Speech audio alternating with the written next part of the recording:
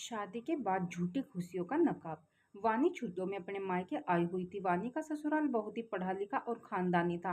वानी के दो बेटे भी हैं। वानी जब से मायके आई हुई है तब से उसके पिताजी घर पर जो भी रिश्तेदार आता उनके सामने ससुराल और जमाई राजा की तारीफों के पुल बांधने शुरू कर देते। वानी के पिताजी कहते हैं, हमारी वानी तो बहुत अच्छे खानदान में ब्याही है। ऊपर से भगवान ने उसे दो दो बेटों का सुख दिया है और हमारे जमाई जी तो इतने अच्छे हैं।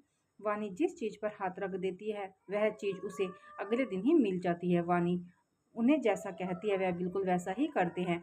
कभी भी वानी ने अपने ससुराल वालों की हमसे कोई शिकायत नहीं की और ना ही वानी के ससुराल में पैसों की कोई कमी है, क्योंकि हमारे तो बेटी जमाई दोनों मिलकर कमाते हैं। यह सब बातें वो अपने घर पर उनसे मिलने आए दोस्त को बता रहे थे और उन्हें बहुत गर्व हो रहा था यह सब बताते हुए। तब वानी के पापा के दोस्त ने कहा, सही कहा आपने भाई जी। आजकल के समय में बेटी को इतना अच्छा घर मिलना किस्मत की बात है। बेटी अगर ससुराल में खुश हो तो माता पिता तो गंगा नहा लेते हैं। मैं तो यही कामना करता हूँ कि वानी हमेशा अपने ससुराल में खुश रहे।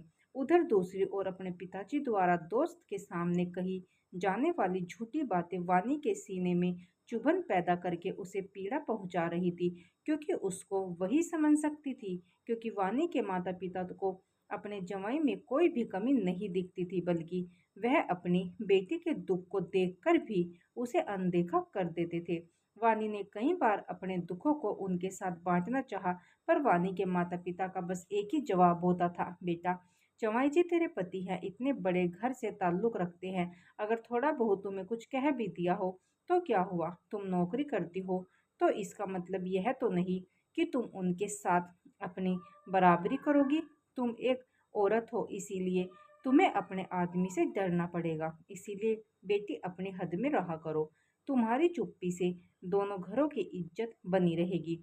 फिर तुम्हारी छोटे भाई के बारे में सोचो, तुम स्वार्थी नहीं हो सकती।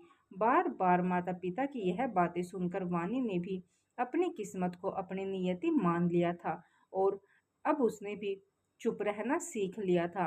अब वह अपने दुख किसी के साथ भी साझा नहीं करती थी और दुनिया को दिखाने के लिए उसने अपने चेहरे पर झूठी खुशी का नकाब भी ओढ़ लिया था। लेकिन आज भी उसकी आत्मा चीख चीख कर खुद से यही सवाल करती है कि इस दुनिया में कौन है जो उसकी दिल की आवाज़ सुनेगा और उसे समझेगा। पर हमेशा उसके पास कोई जवाब नहीं आ पाता। इसीलिए अब वह अपनी आत्मा का शोर भी मौन में परिवर्तित कर चुकी थी।